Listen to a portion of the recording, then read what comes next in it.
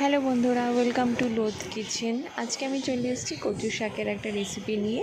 ইলিশ মাছের মাথা দিয়ে কচু শাকের রেসিপি বাঙালির বহু পুরনো একটা রেসিপি। তো সেটাই আমি শেয়ার করছি তোমাদের সাথে। ভালো লাগলে প্লিজ লাইক, শেয়ার আর কমেন্ট করো।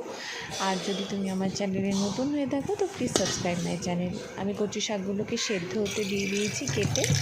আর এখানে আমি ইলিশ মাছের মাথাগুলোকে ভালো করে ধুয়ে নিচ্ছি।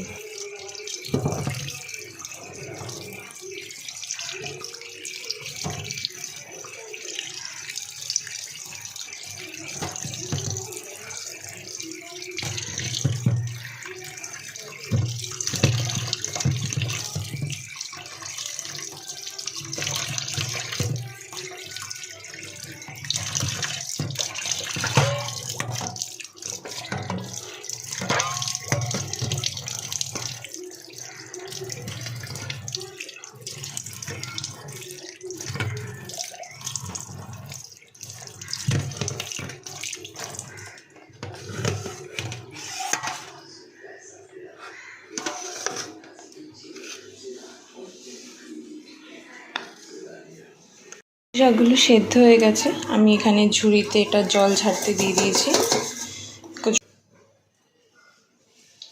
কড়াইতে দিয়ে দিচ্ছি আমি সরষের তেল। এখানে আমি 4 চামচ দিয়েছি। তেলটা গরম হলে আমি 5 ফোড়ন সম্বার দিয়ে দিয়েছি। এরপর আমি আদা ঘষে রেখেছিলাম, আদাগুলো দিয়ে দিচ্ছি। আর দিয়ে দেবো চেরা কাঁচা লঙ্কা।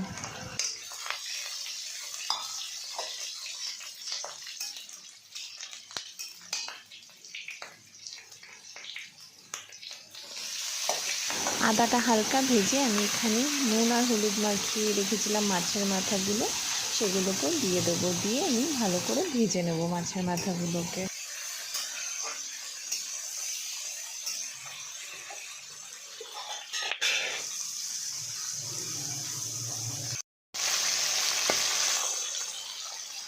মাছের মাথাগুলো ভালোভাবে ভাজা হয়ে গেছে। এরপর আমি এর মধ্যে কচু শাকগুলোকে দিয়ে দেবো সেদ্ধ করে রাখা।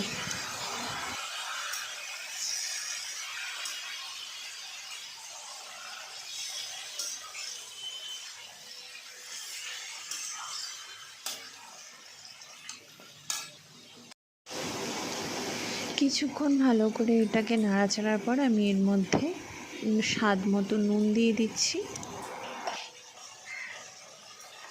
1 চামচ হলুদ গুঁড়ো দিচ্ছি, 1.5 চামচ জিরের গুঁড়ো, আর 1 চামচ আমি লঙ্কার গুঁড়ো দিচ্ছি।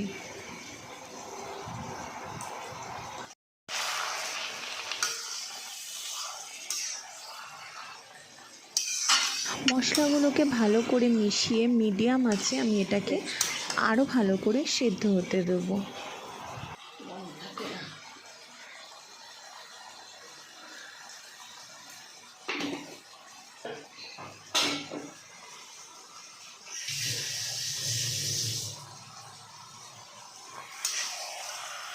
এটা সেদ্ধ হওয়ার সময় 2টো তেজপাতাও দিয়ে দিচ্ছি। তেজপাতার গন্ধটা খুব ভালো লাগবে।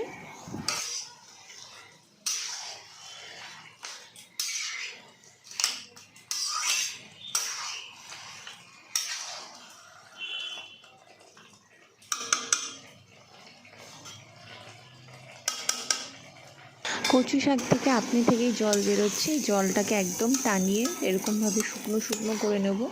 এবার আমি একটু হাই ফ্লেমে এটাকে ভাজতে থাকবো, যাতে পুরোটাই টেনে যায়, টেনে শুকনো শুকনো হয়ে যায়, জল একদমই যাতে না থাকে।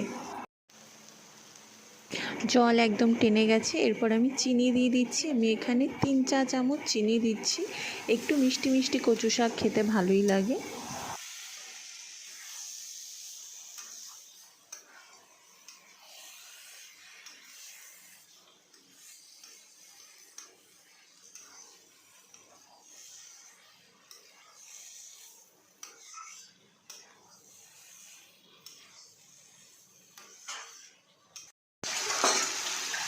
কচু শাক পুরো রেডি হয়ে গেছে। আমি এবার গ্যাসের ফ্লেমটা বন্ধ করে দেবো।